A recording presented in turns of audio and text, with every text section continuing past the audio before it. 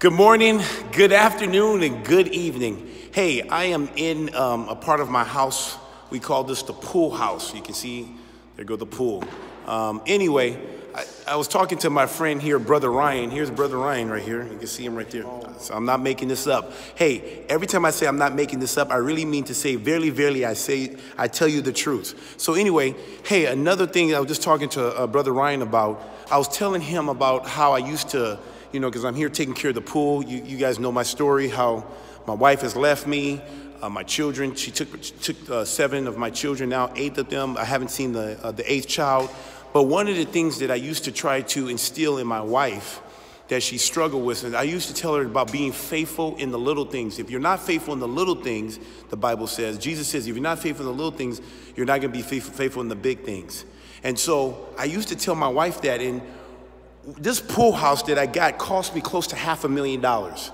And this was an afterthought. If you see, this was not even part of the original plan, but my wife, even with Pastor Dan Fiedler, one of the people that lent my wife $5,000 to take me to court. This is a pastor, one of the pastors that she listens to over me. She has several pastors that she listens to, but Pastor Dan Fiedler helped me to build this beautiful home. And he's a builder by trade, and he's also a pastor. So anyway, out of Shano, this is the pastor out of Shano. But anyway, my wife begged me. I remember it was her, Pastor Dan Fiedler, his wife Suzy Fiedler, all Ahab, Jezebel, but just telling you how it is. But anyway, I remember my wife begging me, saying, please, please, I promise. And I told her, will you take care of it? Because I don't want to have to worry about that pool. She promised, she gave me her word that she would take care of this pool. And as when we got it, I ended up spending the money because I got her the pool because I wanted to show her that I love her. My wife made a request, and I fulfilled her request and did it because of the love that I had for her at that time. I still love her, and so I got her a pool. And so, but here's the deal. When it came to taking care of the pool, my wife was not faithful. I remember one time we had a guest come from a guy that does mission work in Kenya. He came in here, he was swimming and everything, and we just all in here in the pool and everything, and his eyes got red. His eye, because he was in the pool, he loves to swim, his eyes turned red.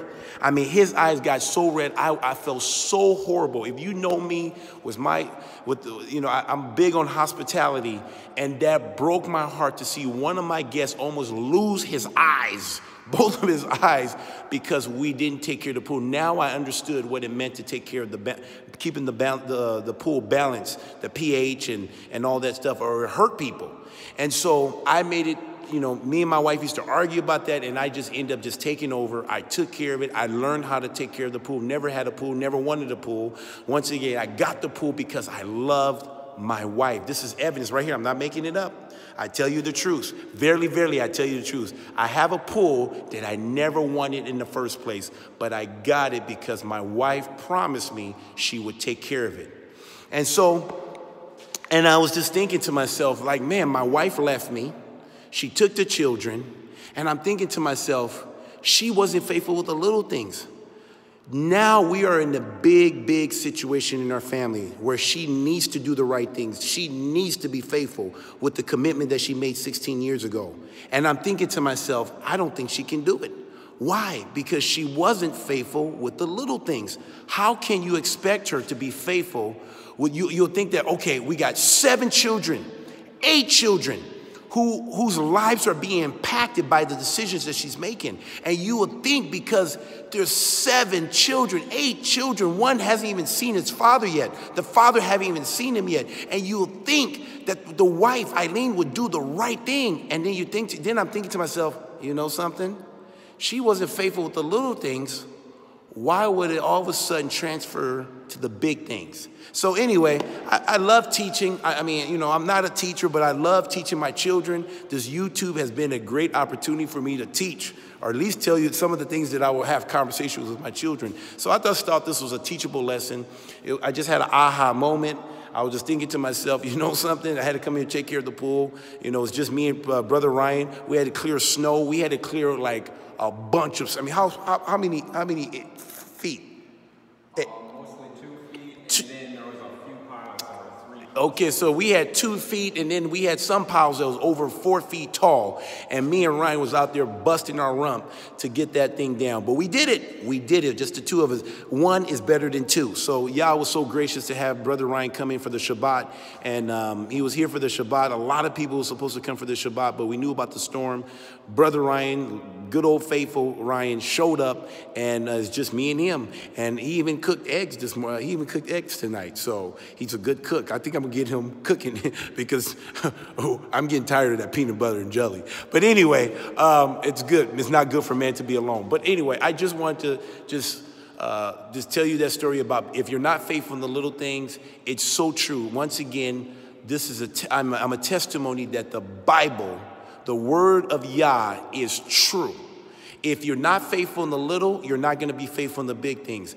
This pool is not a big deal, but my children and my wife, their soul is very important.